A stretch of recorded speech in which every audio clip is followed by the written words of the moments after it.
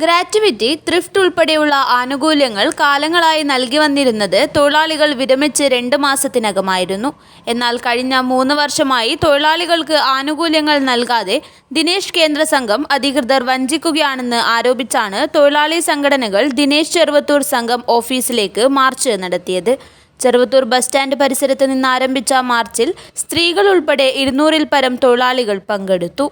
തുടർന്ന് സംഘം ഓഫീസിന് മുന്നിൽ നടന്ന ധർണാ സമരം national beedi cigar workers union INTUC ജില്ലാ പ്രസിഡന്റ് KM ശ്രീധരൻ ഉദ്ഘാടനം ചെയ്തു. അങ്ങനെ ഒച്ചപ്പാട് ബഹളം വരെ കഴിഞ്ഞ അവിടെ പയ്യന്നൂർ സംഘത്തിൽ ഇതുപോലെ കുറേ തൊഴിലാളികൾ കയറിപ്പോയി. അവിടെ ഒരു കുത്തിരിപ്പ് പരിപാടിയൊക്കെ നടത്തി.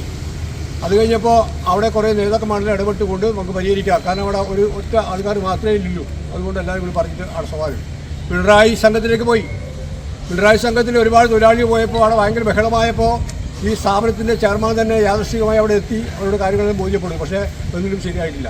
ഇതിപ്പോൾ ചെറുവത്തൂർ വന്നു, ഇതുപോലെ മറ്റു പല സ്ഥലങ്ങളിൽ നാളെ വ്യാപിക്കും.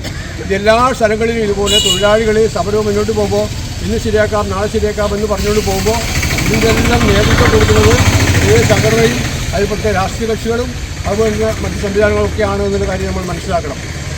ഈ സംവിധാനത്തിൽ ഒരു മാറ്റം വരാത്തത്തോളം കാലം ഈ സ്ഥാപനം മുന്നോട്ട് കൊണ്ടുപോകാൻ ഒരുപാട് കാലങ്ങൾ ഈ സ്ഥാപനം നിലനിൽക്കുന്ന പ്രവേശനം നമുക്കുണ്ടോ?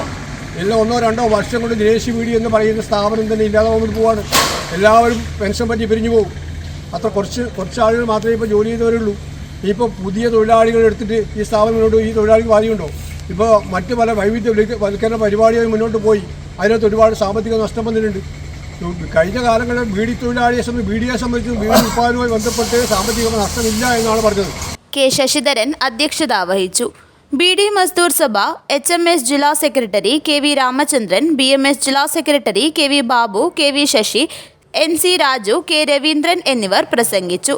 മാർച്ചിന് M Shailaja, K Bhargavi, C Sreedharan, K Baby, MV Thankamani എന്നിവർ നേതൃത്വം നൽകി. News bureau, Trikaripur.